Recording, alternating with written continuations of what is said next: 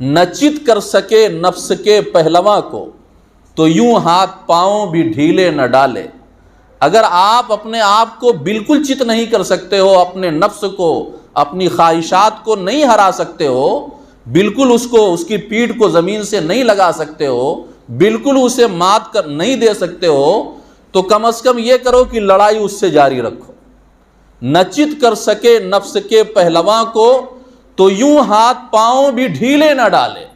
ایسا نہ ہو جائے تم کہو یار یہ نفس تو مانتا نہیں، یہ گناہ کی عادت تو چھوٹتی نہیں، اور تم جو ہے توبہ کا عادت چھوڑ دو، توبہ کرنا اور اپنے آپ سے لڑائی کرنا چھوڑ دو۔ آگے انہوں نے کہا نہ چت کر سکے نفس کے پہلواں کو تو یوں ہاتھ پاؤں بھی ڈھیلے نہ ڈالے۔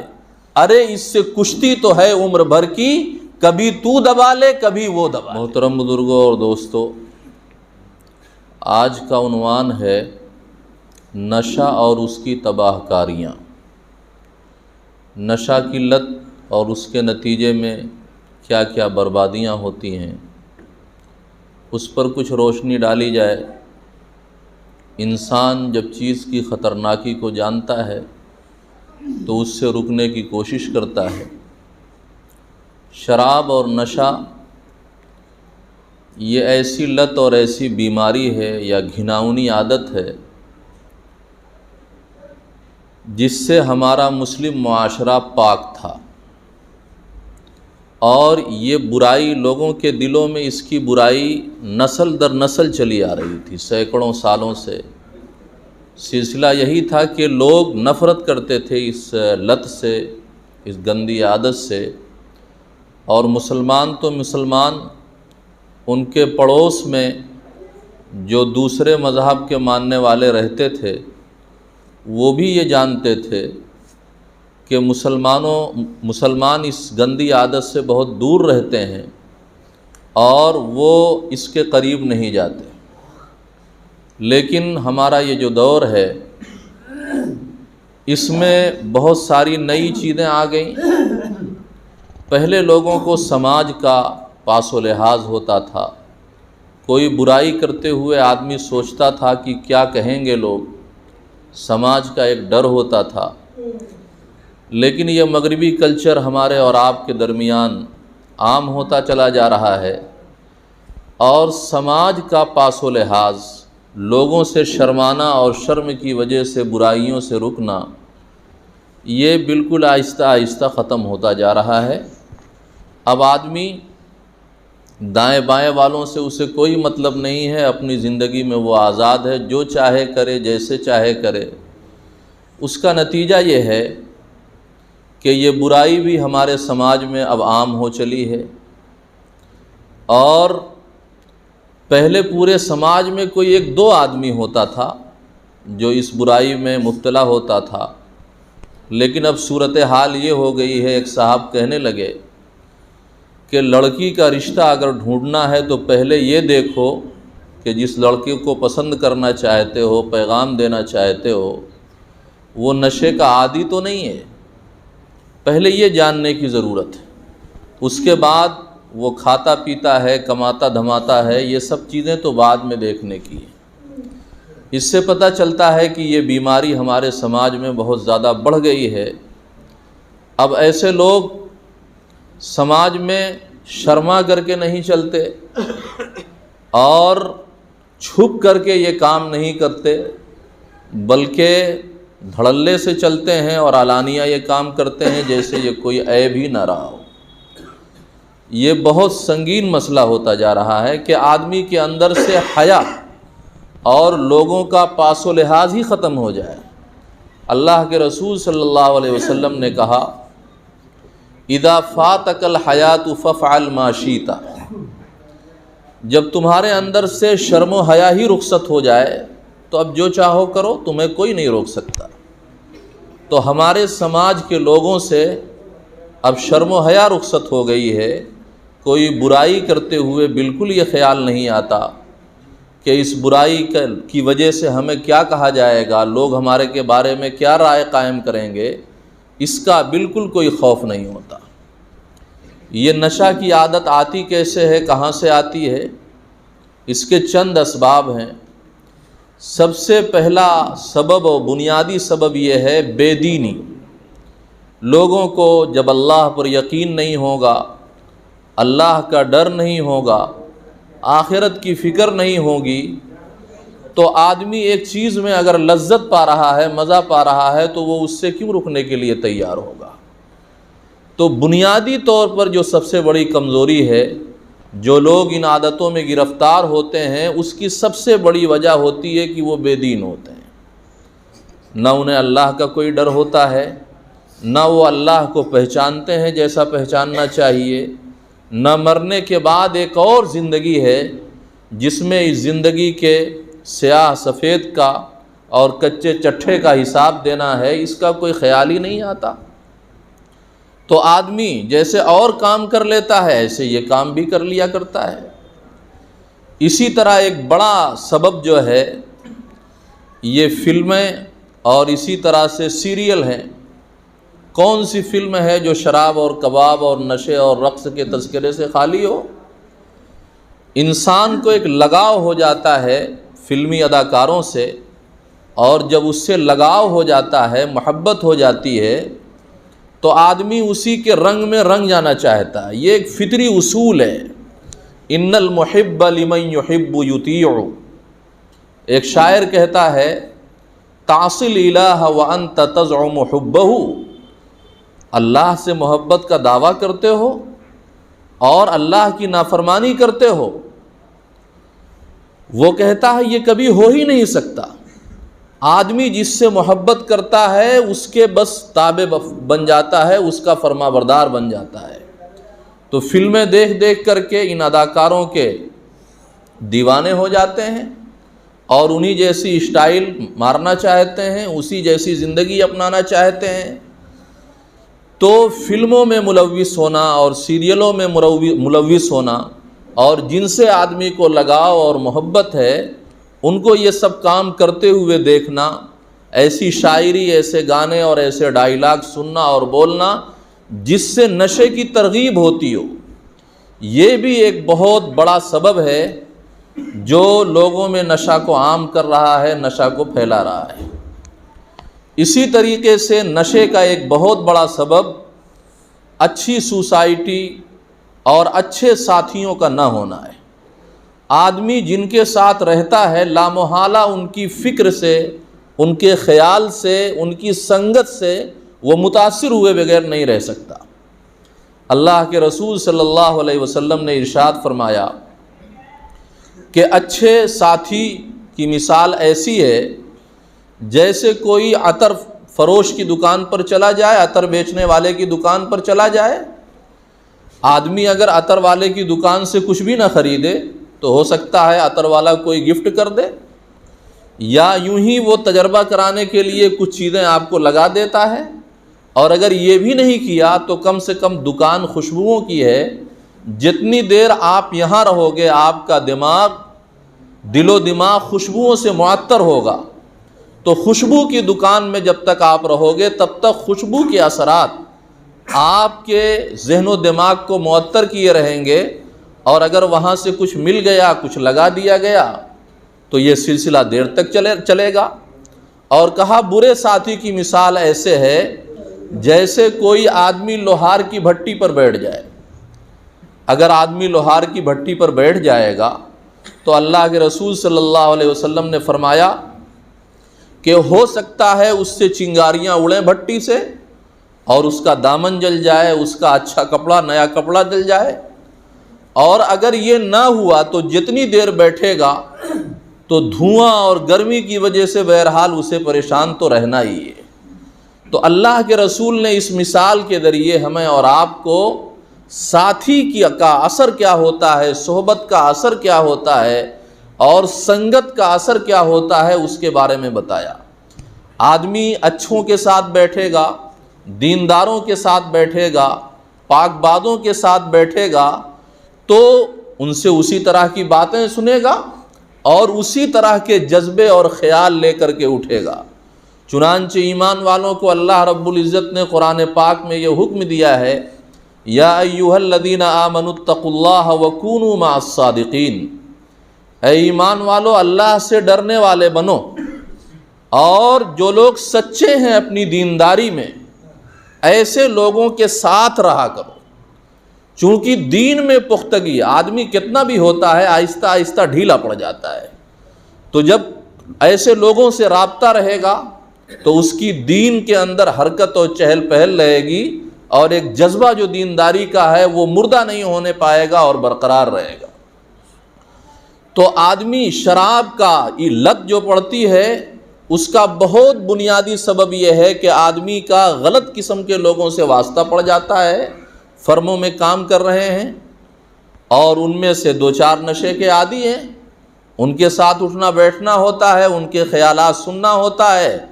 اور کبھی یہ ہو جاتا ہے بھئی ٹرائی کر لو، اس میں کیا بات ہے، نہ پینا، اور آہستہ آہستہ پھر یہی چیز انسان کی عادت بن جاتی ہے۔ اور نشہ کے عادی لوگ اس وجہ سے بھی بنتے ہیں کہ گھر میں کوئی بڑا ان کا ہوتا ہے، وہ اس لت میں مبتلا ہوتا ہے، اولاد دیکھتی ہے تو ماں باپ کا اثر اولاد کے اوپر بڑا گہرا ہوتا ہے۔ ماں باپ اگر نماز کے عادی ہوں تو بچے ان کے آس پاس رہ کر کے رکوع سجدے کرنے لگتے ہیں۔ آپ نے اپنے گھروں میں دیکھا ہوگا کہ بچے بھی ماؤں سے اور اپنے باپ سے، اگر آپ اپنے گھر میں نماز پڑھنا شروع کریں تو بچے سب کچھ دیکھ کے سیکھ جاتے ہیں۔ اگر آپ کھانا کھانے سے پہلے، کھانا کھانے کے بعد، اذان کے بعد، وضو کرنے کے بعد زور زور سے دعاؤں کے پڑھنے کا اہتمام کریں تو آپ کچھ دن میں دیکھیں گے آپ کے بچے بھی آہستہ آہستہ یہ باتیں سیکھ جائیں گے۔ تو بچے جس طرح ماں باپ کا، بچوں کو ماں باپ سے گہرا تعلق اور محبت ہوتی ہے، بچے جیسے ماں باپ کی اچھی عادتوں کو سیکھتے ہیں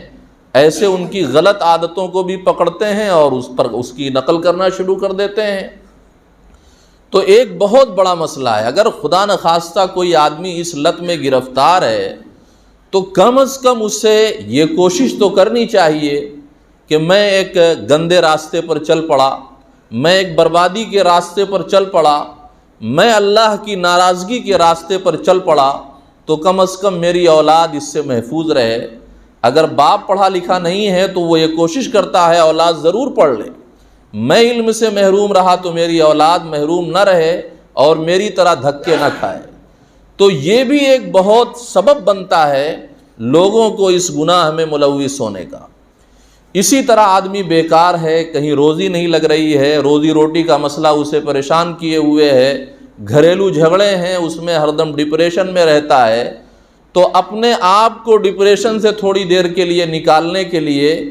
وہ ان چیزوں کا سہارا لے لیتا ہے کہ تھوڑی دیر کے لیے ان غم سے نجات پا لیں گے۔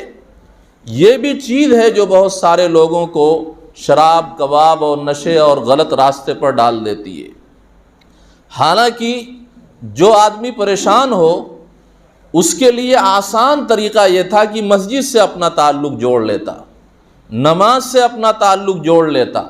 تلاوت سے اپنا تعلق جوڑ لیتا۔ آپ تجربہ کر کے دیکھ لیجئے، بہتوں نے تجربہ کیا ہے، یقیناً آپ لوگوں نے بھی تجربہ کیا ہوگا۔ آپ کسی گہرے صدمے میں اگر دو چار ہیں،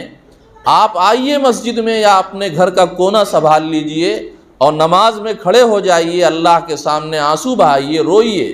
آپ کو دیکھیں اللہ کے سامنے آنسو بہا لینے سے آپ کو ایک تسکین ہو جائے گی، ایک سکون حاصل ہو جائے گا۔ بلکہ حالات قرآن کریم میں بتایا گیا آتے ہی ہیں اسی لیے تاکہ بندہ اللہ کی طرف متوجہ ہو اور اللہ سے قریب ہو، لعلہم یرجعون، تاکہ وہ اللہ کی طرف لوٹ کر کے آئیں۔ یہ گندی عادت نشے اور شراب کی، اس سے آدمی کو خود بھی دور رہنا چاہیے اور اپنے عزیزوں میں، اپنے قریبوں میں، اپنے چاہنے والوں میں کوئی اس گندی لت میں مبتلا ہو گیا ہے تو سمجھداری کے ساتھ، حکمت کے ساتھ، دانائی کے ساتھ اس کو اس سے دور کرنے کی کوشش کرنا چاہیے۔ اللہ کے رسول، ورنہ آج وہ مبتلا ہے کل میری بھی اولاد مبتلا ہو جائے گی، اسی کے ساتھ رہتی ہے۔ ایسا ہو سکتا ہے؟ جناب نبی کریم صلی اللہ علیہ وسلم نے فرمایا برائیاں جب سماج میں پھیلیں تو ان کو روکنے کی کوشش کیا کرو، اور ایک مثال سے اس کو سمجھایا۔ کہا کچھ لوگ جہاز میں سوار ہیں، پانی کے جہاز میں، جہاز 2 منزلہ 3 منزلہ ہے، اور ضروریات جو ہے اوپر والوں کی نیچے ہی ہیں، پانی نیچے ہے، کھانا نیچے ہے، انہیں آنا پڑتا ہے۔ اب اگر اوپر والے یہ سوچیں نیچے والے لوگوں کی ضروریات اوپر ہی پوری ہوتی ہیں، اوپر کھانا بنتا ہے، اوپر پانی ہے، اب بار بار ان کو نیچے سے اوپر جانا پڑتا ہے۔ اب اگر نیچے والے یہ سوچیں کہ ہمیں پانی لینے کے لیے بار بار اوپر جانا پڑتا ہے، لوگ بھی پریشان ہوتے ہیں، ہم بھی پریشان ہوتے ہیں، تو ایسا کیوں نہ کریں کشتی اور جہاز میں ایک سوراخ کر لیں اور یہیں سے پانی کا مسئلہ حل ہو جائے گا۔ اللہ کے رسول صلی اللہ علیہ وسلم نے کہا اگر اوپر والے لوگ اور بقیہ لوگ ایسے نادان آدمی کو کشتی میں سوراخ کرنے کا موقع دیں گے اور اس کے ہاتھ کو نہیں پکڑیں گے تو وہ بھی ڈوبے گا اور سارے لوگ ڈوبیں گے، اور اگر ان لوگوں نے اس کو پکڑ لیا اور یہ نادانی نہیں کرنے دی تو وہ بھی بچے گا اور سارے لوگ بچیں گے۔ تو اللہ کے رسول نے کہا جب سماج میں برائیاں دیکھی جائیں تو اللہ نے جس کو جو وسعت دے رکھی ہے، جو طاقت دے رکھی ہے، جو اسے آتا ہے اس کے مطابق اس برائی کو روکنے میں حصہ لے، ورنہ یہ سیلاب جب بڑھے گا، یہ آگ جب لگے گی تو میرا بھی گریبان نہیں بچ پائے گا اور آپ کا دامن بھی نہیں بچ پائے گا، سب کو اپنے لپیٹے میں لیتی چلی جائے گی۔ اس گندی عادت کے دینی بھی نقصانات ہیں اور دنیاوی بھی نقصانات ہیں، اور ایسے واضح ہیں کہ اس کو بیان کرنے کی کوئی خاص ضرورت نہیں ہے۔ سب سے بڑا نقصان اس گندی عادت کا، شراب اور نشے کی لت کا، یہ ہوتا ہے کہ آدمی بہت جلدی اپنی صحت سے ہاتھ دھو بیٹھتا ہے۔ ایسے آدمی کو بہت جلدی بدہضمی کی شکایت ہو جاتی ہے، معدہ اپنا کام اچھی طرح کرنا چھوڑ دیتا ہے، ایسے آدمی کا گردہ جلدی خراب ہو جایا کرتا ہے، پھیپھڑے خراب ہو جایا کرتے ہیں۔ زیادہ تر یورپ میں جو اموات ہوتی ہیں، میں نے ایک تحریر پڑھی، اس میں کہا گیا کہ وہاں زیادہ تر مرنے والے جو لوگ ہیں وہ سل یعنی ٹی وی کی بیماری میں مرتے ہیں، اور اس بیماری کا بنیادی سبب یہ ہے کہ وہاں کا سماج، وہاں کا معاشرہ نشے کی لت کا حد درجہ عادی ہے۔ شراب کی بنیاد پر کچھ فائدے تو حاصل ہو جاتے ہیں، وقتی طور پر سرور آ جاتا ہے، آدمی کو لذت مل جاتی ہے، لیکن جو نقصان ہے وہ انتہائی سنگین اور گمبھیر ہیں۔ ایک ڈاکٹر نے لکھا ہے کہ اگر کم عمری سے آدمی شراب کی عادت میں مبتلا ہو جائے، نشے کی عادت میں مبتلا ہو جائے، تو اس کا پیٹ اور اس کا پورا اندرونی سسٹم 40 سال کی عمر میں ایسا ہو جاتا ہے جیسے 60-70 سال کے بوڑھے کا ہو جایا کرتا ہے۔ اور نشہ جو ہے یہ سرور کیا پیدا کرتا ہے، یہ جسم میں خون کا دوران بڑھا دیتا ہے، جس کی وجہ سے آدمی کو ایک غنودگی چھا جاتی ہے، اور یہ خون کا دوران بڑھنا بسا اوقات آدمی کے لیے اٹیک کا سبب بن جاتا ہے۔ اب آپ شراب، کوئی آدمی خدا نہ کرے شراب پیتا ہے اور اسی حالت میں وہ اٹیک پڑ جاتا ہے اور دنیا سے چلا جاتا ہے، تو کون سا منہ وہ اپنے رب کو دکھائے گا اور کس طرح وہ اللہ کے دربار میں حاضر ہوگا؟ تو اس لت کے صحت پر بڑے سنگین نقصان پہنچتے ہیں۔ اسی طریقے سے سماجی مشکلات بھی اس کی وجہ سے پیدا ہوتی ہیں۔ جہاں شراب آتی ہے وہاں لڑائی جھگڑے کا ایک طوفان شروع ہو جایا کرتا ہے۔ آدمی اپنی بیوی سے نہیں اس کی بنتی، اپنے بچوں سے نہیں بنتی، کھلونا بن جاتا ہے، اور پڑوسیوں کو گالی دینے لگتا ہے، ان سے لڑائی ہو جایا کرتی ہے، تو یہ بہت سنگین قسم کی لڑائیوں کا سبب بن جاتا ہے۔ ہم لوگ چونکہ مدرسے میں رہتے ہیں اور مسئلہ مسائل پوچھنے والے لوگ ملا کرتے ہیں، نماز پڑھانے کے بعد، پڑھنے کے بعد طلاق کے جتنے واقعات پیش آتے ہیں، اگر یہ کہا جائے کہ 70-75% جو ہے طلاق کے واقعات وہ شراب اور نشے کی لت کی وجہ سے آتے ہیں۔ میاں بیوی میں لڑائی ہوتی ہے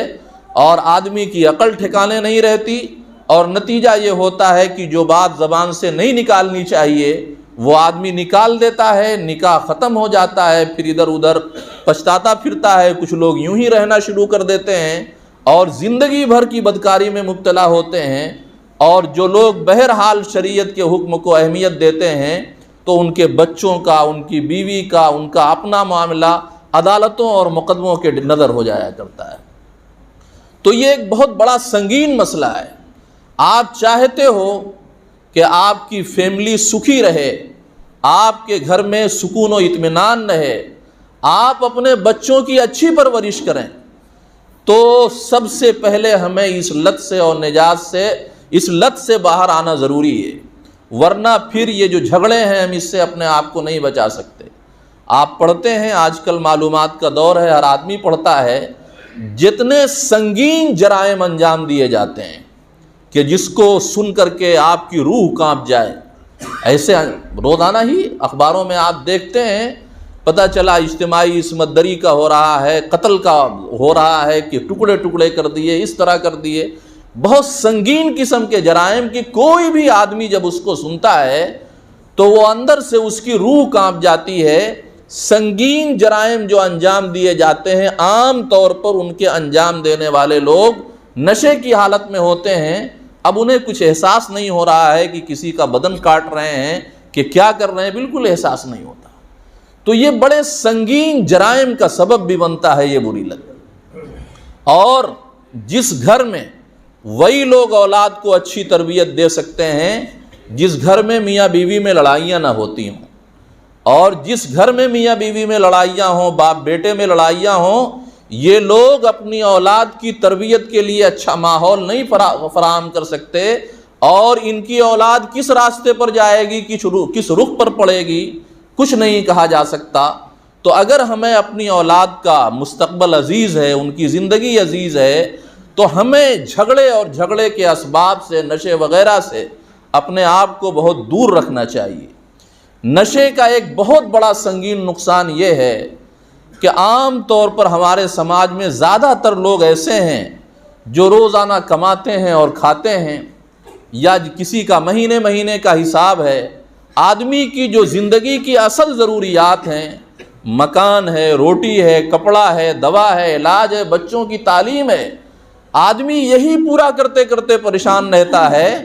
اور سر ڈھانکتا ہے تو پیر کھلنے لگتا ہے، پیر ڈھانکنے کی کوشش کرتا ہے تو سر کھلنے لگتا ہے۔ یہ ہم میں سے آپ سب کا مسئلہ ہے،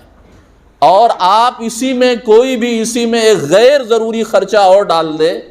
اس کو روزانہ نشہ چاہیے، روزانہ شراب چاہیے، روزانہ یہ گندی چیزیں چاہیے، تو اس کے اوپر روپے پیسے کا اور بھی ایک دباؤ پڑ جاتا ہے۔ اور نشہ ایسی چیز ہے، عربی میں ایک محاورہ ہے، فطام العادہ اشد من فطام الرضاعہ، کہ دودھ کا بچہ ماں کا دودھ پر پیتا ہے، اس دودھ پیتے ہوئے بچے کو ماں کا دودھ چھوڑا لینا تو پھر بھی آسان ہے، لیکن جس کو گندی لت لگ گئی ہے، شراب اور نشے کی کوئی گندی عادت پڑ گئی ہے، اس آدمی کا اپنے آپ کو نشے سے دور کرنا یہ بہت ہی مشکل ہو جایا کرتا ہے۔ تو ہوتا کیا ہے، گھر کے فرنیچر بکنے لگتے ہیں، بیوی کے زیورات بکنے لگتے ہیں، بچوں کا مستقبل تاریک ہو جایا کرتا ہے، ان کے کپڑا اور کاپی اور کتاب کا کوئی نظام نہیں بن پاتا، اور پوری زندگی تباہ ہو کر کے رہ جاتی ہے۔ تو ہمیں اس پہلو سے بھی سوچنے کی ضرورت ہے۔ اور میرے بھائی، شراب کا اور نشے کا جو سب سے سنگین نقصان ہے وہ دینی نقصان ہے۔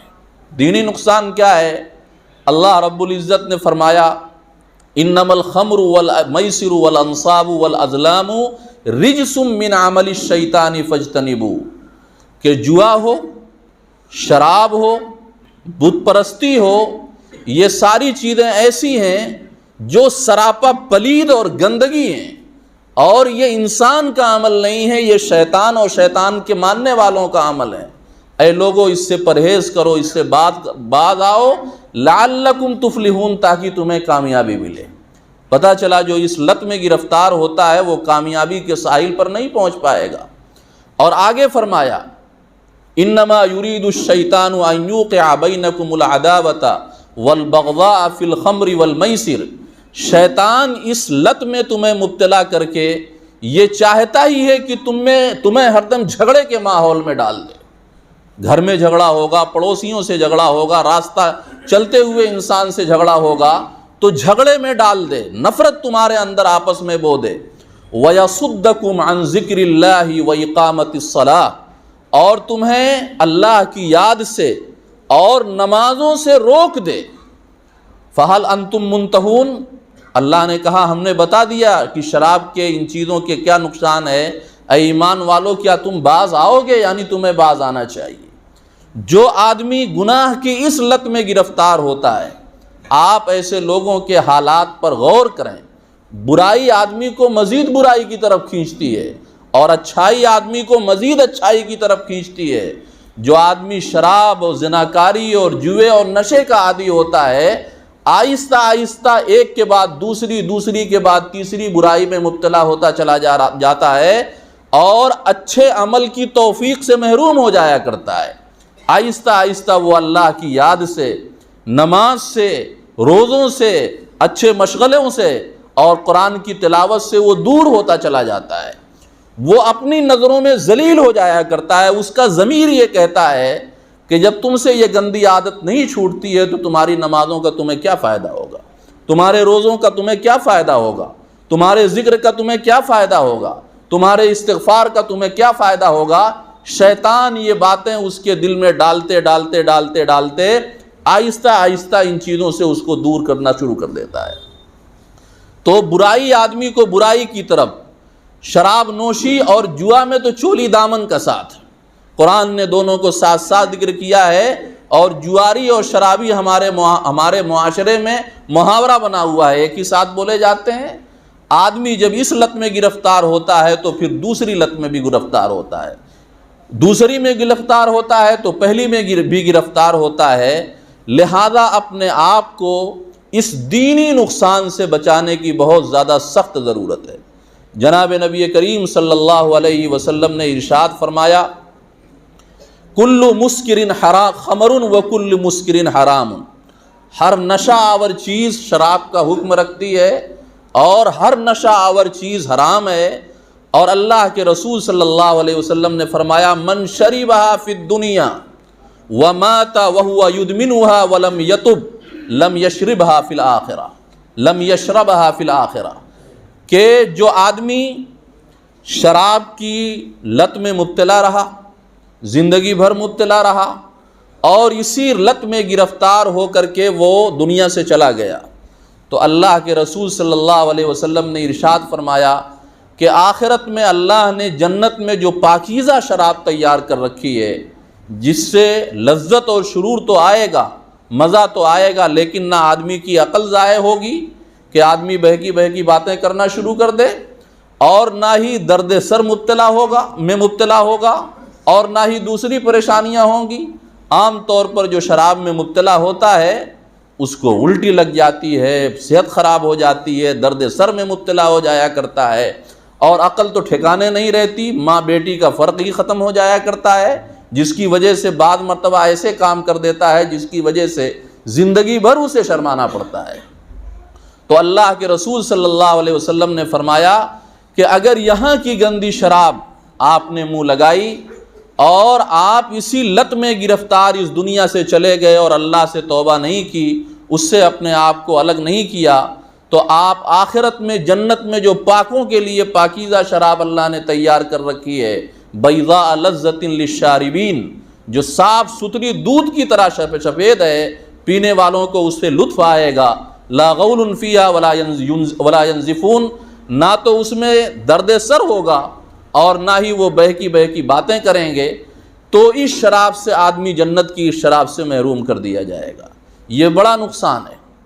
اسی طرح سے جناب نبی کریم صلی اللہ علیہ وسلم نے ایک دوسری حدیث میں فرمایا، کل مسکرن حرام، ہر نشے والی چیز ایمان والوں کے اوپر حرام کی گئی ہے۔ وَإِنَّ عَلَى اللَّهِ عَهْدًا لِمَن يُدْمِنُهُ، اللہ نے یہ ٹھانا ہوا ہے، اللہ نے اپنے آپ سے یہ عہد کیا ہوا ہے کہ جو شراب پیتا پیتا دنیا سے چلا جائے گا تو اللہ وادی خبال کا کیچڑ پلا کر کے اسے رہے گا۔ اللہ نے یہ وعدہ کیا ہے، اپنے اوپر ٹھان رکھا ہے کہ وادی خبال کا کیچڑ پلائے گا۔ صحابہ نے کہا اللہ کے رسول ہم تو نہیں جانتے کہ وادی خبال کیا ہے، خبال کون سی وادی ہے اور اس کا کیچڑ کیوں پلایا جائے گا؟ اللہ کے رسول صلی اللہ علیہ وسلم نے فرمایا کہ یہ جہنم میں ایک وادی ہے، اس وادی میں جہنمی لوگوں کا خون، ان کا پسینہ اور ان کے زخموں سے نکلنے والی رطوبت جمع ہوگی اور یہی بدبودار رطوبت ان لوگوں کو سزا کے طور پر پلائی جائے گی۔ تو اللہ نے اتنے زبردست الفاظ میں کہا اِنَّ عَلَى اللَّهِ عَهْدًا، اللہ نے یہ ٹھان رکھا ہے۔ لب و لہجہ بہت سنگین ہے، تو لہذا میرے بھائیوں یہ بہت ڈرنے کی چیز ہے۔ یہ ایسا نہیں ہے چھوٹی موٹی عادت کی چلو کوئی بات نہیں، یہ بہت سنگین چیز ہے۔ اور اسی طرح ایک اور حدیث پاک میں جناب نبی کریم صلی اللہ علیہ وسلم نے فرمایا، تمہید دیکھیے حدیث شروع کیسی ہوتی ہے، ان اللہ بعثنی رحمۃ للعالمین، لوگو اللہ نے مجھے دنیا والوں کے لیے رحمت بنا کر کے بھیجا ہے، وبعثنی ھدی للعالمین، دنیا والوں کے لیے مجھے ہدایت کا ذریعہ بنا کر کے بھیجا گیا ہے، اور اللہ نے مجھے اس بات کا حکم دیا ہے کہ میں گانے بجانے کے آلات و سامان توڑ دوں اور جاہلیت کی دور جاہلیت کی بری عادتوں کو مٹا دوں۔ اور آگے اللہ کے رسول نے پھر یہ فرمایا، وہ رسول جو یہ کہتا ہے کہ میں رحمت بنا کر کے بھیجا گیا ہوں، سراپا ہدایت بنا کر کے بھیجا گیا ہوں، وہ رسول یہ کہتا ہے حلف ربی عز وجل، میرے رب نے قسم اٹھائی ہوئی ہے، کہے کہ بے عزتی، اللہ نے اپنی عزت کی اور اپنے جلال کی قسم اٹھائی ہوئی ہے کہ میرے بندوں میں سے جو بھی کوئی بندہ شراب کا گھونٹ اپنے گلے میں اپنے پیٹ میں اتارے گا تو اللہ رب العزت نے کہا میں نے طے یہ کر رکھا ہے، قسم کھا کر کے میں نے یہ طے کر رکھا ہے کہ اس کو جہنمیوں کے پیپ ضرور پلا کر کے رہوں گا۔ یہ بہت سنگین چیز ہے، اتنا سنگین لب و لہجہ آپ ذرا دیکھیں۔ اللہ کے رسول نے فرمایا میں رحمت بنا کر کے بھیجا گیا ہوں، یہ کہنے کے بعد بھی اللہ کے رسول کا لب و لہجہ اتنا سخت ہے کہ میرے رب نے اپنی حلف ربی عز وجل بعزتی، میرے رب نے اپنی عزت کی قسم اٹھائی ہوئی ہے کہ میرے بندوں میں سے جو بھی کوئی بندہ شراب کے گھونٹ پیے گا تو میں اتنے ہی اسی جیسا جہنم کے پیپ اسے پلا کر کے رہوں گا۔ اور آگے ایک اور بات بتائی، فرمایا جو میری ومن ترکہا مخافتی، اور جو میرے ڈر کی وجہ سے اس عادت میں گرفتار ہو گیا تھا چھوڑ دیا اس نے، یا میرے ڈر کی وجہ سے اس نے یہ عادت کبھی اپنائی ہی نہیں، تو اللہ کے رسول صلی اللہ علیہ وسلم اللہ کا یہ ارشاد نقل کرتے ہیں سقیتہ من حیاض القدس، کہ میں اپنے پاکیزہ حوض سے اس کو میں پانی پلاؤں گا، شراب پلاؤں گا۔ تو میرے محترم بزرگوں دوستو، یہ عادت جب لگ جاتی ہے تو چھوٹنا آسان تو نہیں ہوتا، لیکن وہ کام کون سا ہے جو انسان نہ کر سکے؟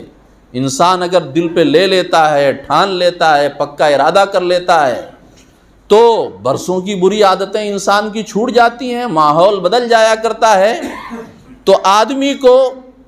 اگر وہ اللہ کے خوف سے، اللہ کی پکڑ کے خوف سے، اللہ کے عذاب کے خوف سے اس گندی عادت سے اپنے آپ کو باہر لے آتا ہے تو اللہ کا مقدس جام اس کو نصیب ہونے والا ہے۔ ایک اور حدیث میں جناب نبی کریم صلی اللہ علیہ وسلم نے فرمایا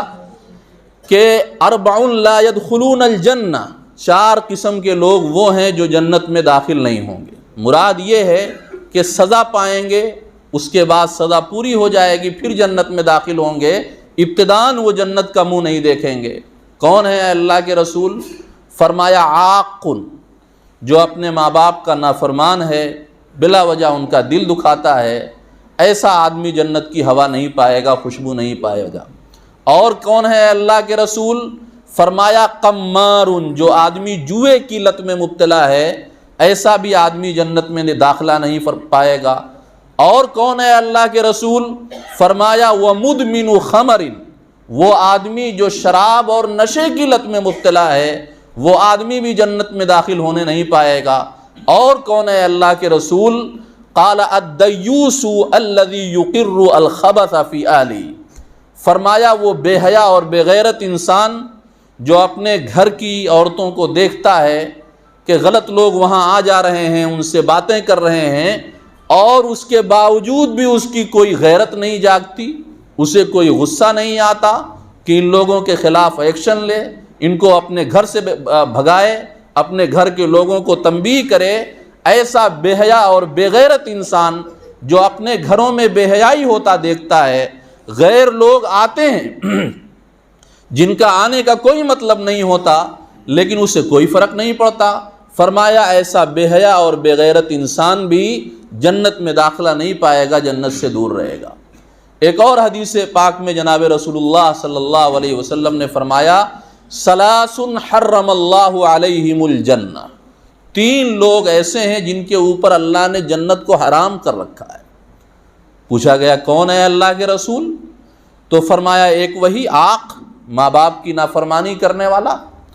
اور اسی میں سے اللہ کے رسول نے ایک فرمایا کہ مدمر خمر، جو آدمی شراب اور اس کے نشے کا عادی ہے، اس کی لت کا عادی ہے، اس میں مبتلا ہے، ایسا آدمی جنت اس کے اوپر حرام کر دی گئی ہے، جنت میں وہ نہیں جا پائے گا۔ ایک اور حدیث پاک میں اللہ کے رسول صلی اللہ علیہ وسلم نے فرمایا مدمن خمر کعابد وثن، جو آدمی شراب پیتا ہے وہ یہ سمجھو ایسا سنگین گناہ کر رہا ہے جیسے کہ اللہ کے علاوہ کسی اور کی عبادت کرنا، اللہ کے علاوہ بتوں کو پوجا کرنا۔ یہ کتنا بڑا جرم ہے۔ اللہ نے کہا جو میرے ساتھ شرک کرتا ہے، جو کفر کرتا ہے، ایسے کی بخشش تو ہوگی ہی نہیں، اس کے علاوہ کے بارے میں سوچوں گا۔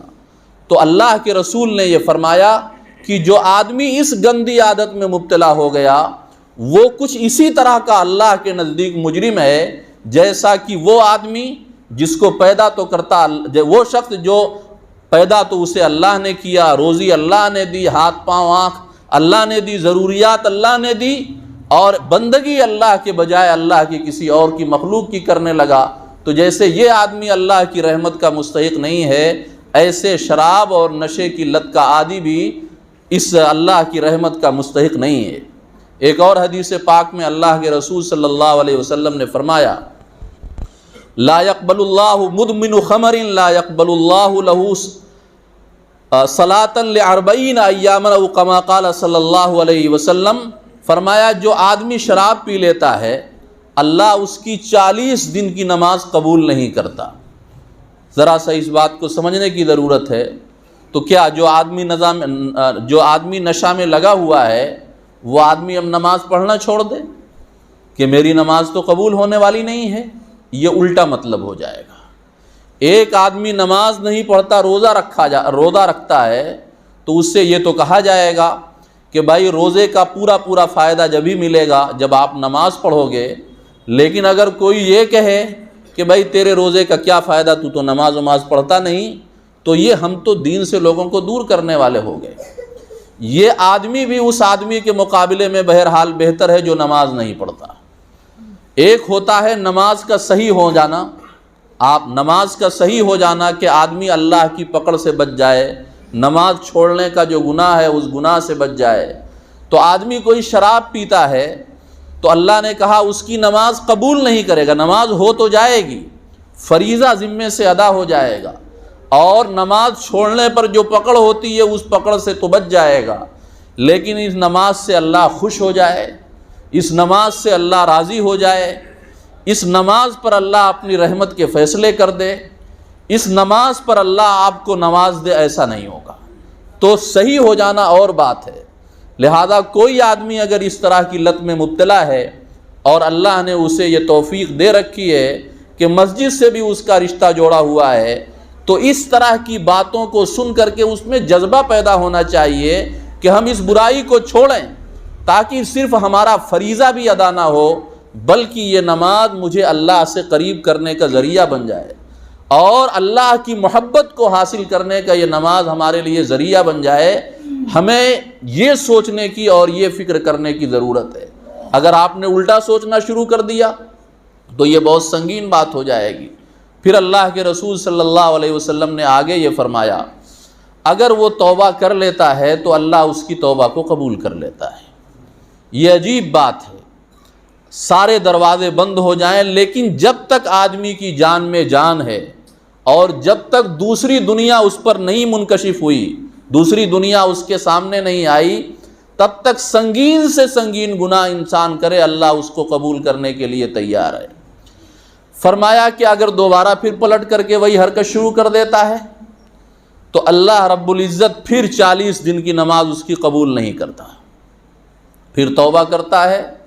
تو اللہ اس کے توبہ کو دوبارہ قبول کر لیتا ہے،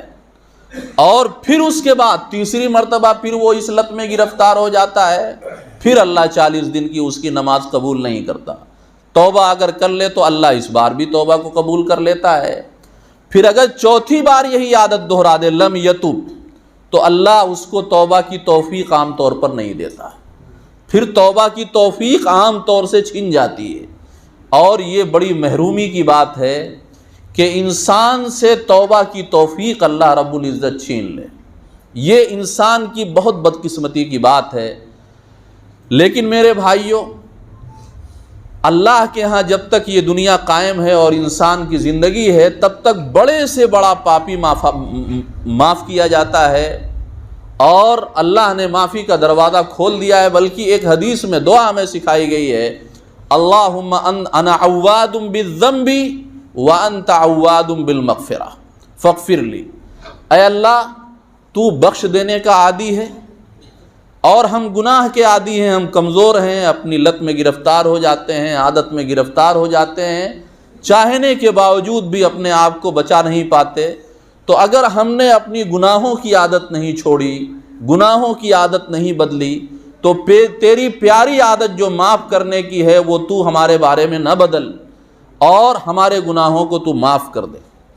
ایک واقعہ لکھا ہوا ہے، اللہ ایک بندہ تھا، نوجوانی کا اس کا دور تھا، اور بڑی عبادت اور تقوی کی زندگی گزارا کرتا تھا۔ لیکن آدمی کی زندگی میں تبدیلیاں آتی ہیں، اتار چڑھاؤ آتے ہیں۔ کبھی ایک آدمی مسجد سے قریب ہوتا ہے، حالات ایسے پیدا ہوتے ہیں کہ مسجد سے دور ہو جاتا ہے وہ۔ کبھی ایک آدمی نشے کی لت میں مبتلا ہے، شراب خانوں پر رہتا ہے، شراب کے ٹھیکوں پر رہتا ہے،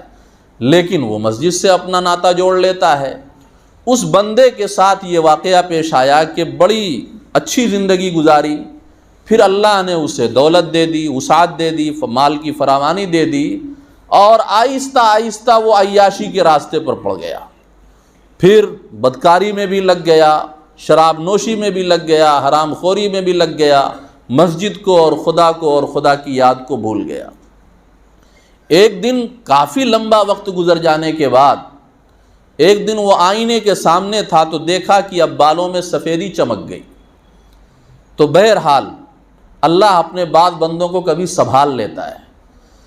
اللہ نے کہا ہم لوگوں کے پاس ڈرانے والی چیزیں بھیجتے ہیں، موت کو آگاہ کرنے کے لیے کچھ چیزیں بھیجتے ہیں، ان میں ایک چیز جو ہے بالوں کا سفید ہو جانا ہے، کہ آدمی کے جب بال سفید ہو جائیں تو وہ اللہ کی طرف سے ایک وارننگ ہوتی ہے، ایک الارم ہوتا ہے کہ اب آپ کی زندگی کی بساط لپیٹی جانے والی ہے، لہذا آپ ہوشیار ہو جاؤ، چوکنا ہو جاؤ اور اپنی زندگی کو صحیح سمت پر لاؤ۔ تو چنانچہ جب اس نے اپنے بالوں میں سفیدی دیکھی تو وہ گھبرا اٹھا، اور اب اسے اپنے گناہوں سے نفرت ہونے لگی، اور یہ سوچنے لگا کہ بہت پاپ کر لیے، بڑے جرائم کر لیے، بڑے گناہ کر لیے، کیا میری بھی توبہ قبول ہو سکتی ہے؟ اب جو ہے اسی فکر میں وہ اپنا محل اور اپنے عیش و عشرت کا سارا سامان وہ چھوڑ کر کے جنگل میں چلا گیا، اور رونے لگا اللہ کے سامنے۔ اللہ سے کہنے لگا اے اللہ کہ میں تیری طرف لوٹنا چاہتا ہوں، اگر میں تیری طرف لوٹ کر کے آؤں کیا تو مجھے قبول کر لے گا؟ تو کتابوں میں لکھا ہے کہ غیب سے آواز آئی کہ تم اتینا فاتیناک، تم ہمارے پاس آئے تھے تو ہم بھی تمہارے پاس آ گئے تھے، تم سے قریب ہو گئے تھے۔ حدیث میں آتا ہے بندہ جب اللہ کے قریب ہوتا ہے تو اللہ بندے کے قریب ہوتا ہے، اللہ کے پاس کوئی چل کر آتا ہے تو اللہ اس کے پاس یوں سمجھو کہ دوڑ کر آتا ہے، کوئی ایک بالشت اللہ کی طرف بڑھتا ہے اللہ ایک ہاتھ بڑھ جاتا ہے، کوئی ایک ہاتھ بڑھتا ہے تو اللہ ایک باع بڑھ جاتا ہے، اس کو باع عربی میں کہا جاتا ہے۔ اس کے بعد پھر کہا گیا وَتَرَكْتَنَا فَأَمْهَلْنَاكَ، تم نے ہمیں چھوڑ دیا، ہماری مسجد چھوڑی، ہماری یاد چھوڑی، ہمارا ذکر چھوڑا، ہمارا دھیان چھوڑا، اور ہمیں یاد کرنا چھوڑا، تو ہم نے تمہیں فوراً نہیں پکڑ لیا، تمہارے ساتھ ہماری رحمت کا سلسلہ جاری رہا، اور ہم تمہیں مہلت دیتے رہے یہاں تک کہ جوانی کا پورا دور تم نے گزار لیا۔ اور اس کے بعد پھر یہ آواز آئی وَإِنْ عُدْتَ قَبِلْنَاكَ، اگر تم لوٹ کے آؤ گے تو ہم دوبارہ بھی تمہیں قبول کر لیں گے۔ تو میرے بھائی، اللہ بڑا کریم ہے، اللہ بڑا رحیم ہے، اللہ بڑا معاف کرنے والا ہے اور بڑے بڑے جرموں کو معاف کرنے والا ہے۔ آپ سوچیں تو صحیح، حضرت عمر کون تھے؟ ایک شیخ علی طنطاوی ہیں، انہوں نے لکھا ہے حضرت عمر جس ناپاک ارادے سے نکلے تھے، اگر وہ ارادہ پورا ہو گیا ہوتا تو تاریخ انسانی میں اس سے بڑا کوئی جرم نہیں ہوتا۔ انہوں نے کہا یہ روز آنے کا جھگڑا اب ختم ہونا چاہیے، تلوار اٹھائی اور کہا میں رسول اللہ صلی اللہ علیہ وسلم کا قصہ پاک کر کے آتا ہوں۔ لیکن اللہ کو کچھ اور منظور تھا، راستے میں ایک اور صاحب مل گئے، قصہ آپ نے پڑھا ہوگا۔ تو جو اتنے بڑے سنگین ارادے سے نکلے تھے، اللہ رب العزت نے ان کو بھی قبول فرمایا اور پھر اتنا اونچا مقام عطا فرمایا کہ آج کل ہم ان کا نام کتنی عزت اور احترام سے لیتے ہیں۔ اپنے رسول کا انہیں وزیر بنا دیا۔ بنی اسرائیل کے لوگوں میں سے ایک کا واقعہ حدیث کی کتابوں میں لکھا ہوا ہے، آپ نے بھی بار بار سنا ہوگا کہ ایک آدمی اوباشوں کے ساتھ رہتا تھا۔ وہ لوگ جو قتل غارت گری کرتے ہیں، پیسے ویسے لے کر کے لوٹتے ہیں، اور وہ تقریباً 99 لوگوں کو قتل کر چکا۔ لیکن انسان ہے، جوانی کا اور عقل پھوں ایک دن ختم ہوتی ہے اور آدمی کو قبر کے حالات بہرحال کبھی نہ کبھی ستانا شروع کر دیتے ہیں۔ تو اب اس کے اوپر یہ دور شروع ہو گیا اور اسے پریشانی ہوئی کہ میں نے تو بڑے جرائم کر لیے اور اب کیا ہوگا۔ چنانچہ ایک عالم کے پاس گئے، لوگوں نے کہا اس بستی میں ایک عالم ہے، ان کے ساتھ سامنے جا کر کے اپنا مسئلہ رکھو۔ وہ بیچارے نیک آدمی تو تھے لیکن کتاب و سنت کا زیادہ علم ان کے پاس نہیں تھا۔ بہت سارے لوگ ہوتے ہیں اپنی زندگی میں بڑے نیک ہوتے ہیں اور نیکی کے حوالے سے شہرت رکھتے ہیں، لیکن انہیں اللہ کے دین کا بہت گہرا علم نہیں ہو سکتا جو ایسے لوگوں کو ہینڈل کر سکیں، صحیح انہیں چلا سکیں۔ اب وہ اس نیک آدمی کے پاس چلے گئے اور کہا میں نے کچھ گناہ کیے ہیں، میں توبہ کرنا چاہتا ہوں، کیا میری کوئی توبہ ہے؟ تو انہوں نے کہا بتاؤ تم نے کیا کیے؟ انہوں نے کہا ایک نہیں 99 انسانوں کو بے گناہ میں نے قتل کیا ہے اور ان کا مال لوٹا ہے، ان کو برباد کیا ہے۔ تو اس نیک آدمی نے طیش میں آ کر کے یہ کہا تمہارے جیسے مجرم کی بخشش ہوگی، چلے جاؤ، دفع ہو جاؤ یہاں سے۔ تو اس نے کہا 99 ہو رہے تھے، 100 پورا کر لیتے ہیں، اور انہی کو ناپ دیا۔ لیکن پھر طلب آگ اندر لگ گئی تھی اور یہ خوف ستا رہا تھا کہ آخرت میں ہمارا کیا ہونے والا ہے۔ پھر لوگوں سے پوچھتا رہا کہ بھائی کوئی ایسا آدمی بتاؤ جو مجھے توبہ کرا سکے، مجھے کچھ اچھی باتیں بتا سکے، مجھے کچھ امید کی باتیں بتا سکے، گناہوں کی کیا تلافی ہوگی، اس گناہ کی میں تلافی کر سکوں، اس کا کوئی حل بتا سکے۔ تو لوگوں نے کہا فلاں بستی میں چلے جاؤ، وہاں ایک عالم رہتے ہیں، آپ ان کے سامنے اپنا مسئلہ رکھو۔ وہ گئے اس عالم کے پاس، انہوں نے تسلی کے ساتھ باتیں سنی، کہا اللہ تمہاری توبہ کو قبول کر لے گا لیکن تمہیں ایک کام کرنا پڑے گا۔ انہوں نے کہا میں 100 کام کرنے کے لیے تیار ہوں، آپ بتائیے۔ کہا جہاں آپ رہتے ہیں اس بستی کو آپ کو چھوڑنا پڑے گا اور فلاں بستی ہے وہاں جانا پڑے گا۔ وہ آدمی یہ سمجھ گیا نیک بندہ کہ یہ آدمی غلط ماحول اور غلط سوسائٹی میں رہتا ہے اور لوگ اسے چڑھا بڑھا دیتے ہیں، اپنا سپہ سالار بنا لیتے ہیں اور یہ برائی کر بیٹھتا ہے لوگوں کے چڑھاوے میں آ کر کے۔ تو انہوں نے سمجھا کہ پہلے اسی پر بند لگانے کی ضرورت ہے جہاں سے پانی آ رہا ہے، پانی مر رہا ہے۔ اب وہ بندہ کہا ہم چلے جائیں گے، اپنا گھر بار چھوڑ دیں گے اور فلاں بستی میں ہجرت کرنے چلے جائیں گے۔ حدیث میں آیا ہوا ہے کہ وہ آدمی ہجرت کے ارادے سے نکلا اور جہاں جانا تھا ابھی مسافت دور تھی اور جہاں سے نکلا تھا ابھی کم ہی چل پایا تھا کہ درمیان میں وفات ہو گئی، موت کے فرشتے آ گئے اور زندگی ختم ہو گئی۔ اب جو ہے حدیث پاک میں یہ لکھا ہوا ہے کہ عذاب کے بھی فرشتے آ گئے اور کہا کہ یہ بہت بڑا پاپی اور مجرم ہے اور اس کی روح کو ہم لے جائیں گے، جہنم میں پھینکیں گے۔ اور رحمت کے بھی فرشتے آ گئے کہ یہ اللہ کی طرف اس نے قدم بڑھائے تھے اور گناہوں کو سے متنفر ہو کر کے توبہ کے ارادے سے یہ چلا تھا، ارادہ اس کا نیک تھا، لہذا ہم اسے لے جائیں گے اور اس کے ساتھ نیکوں جیسا سلوک کریں گے۔ اب جو ہے یہ جھگڑا ہوا،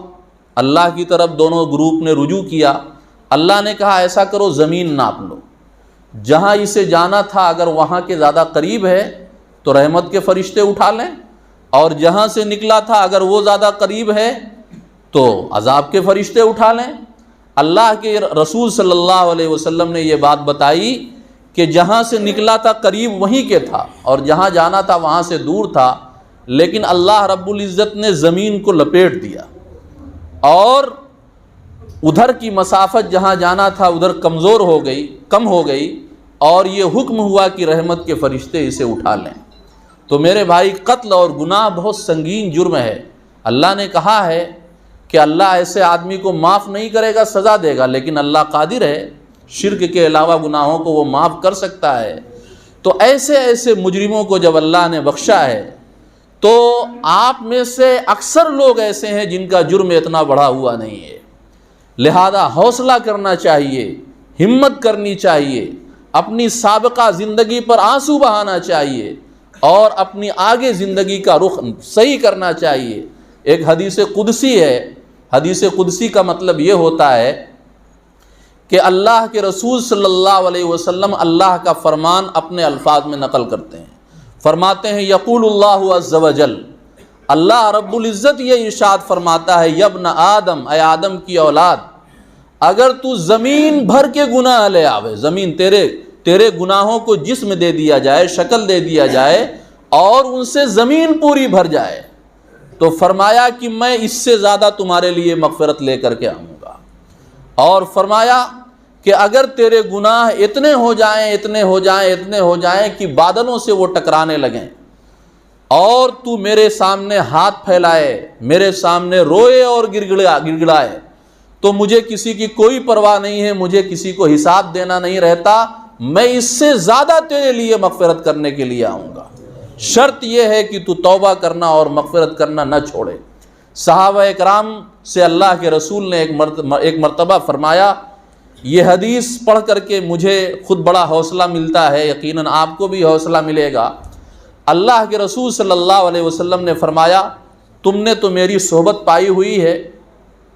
اور اس کی وجہ سے تم سے گناہ خالی کبھی ہوتے ہیں،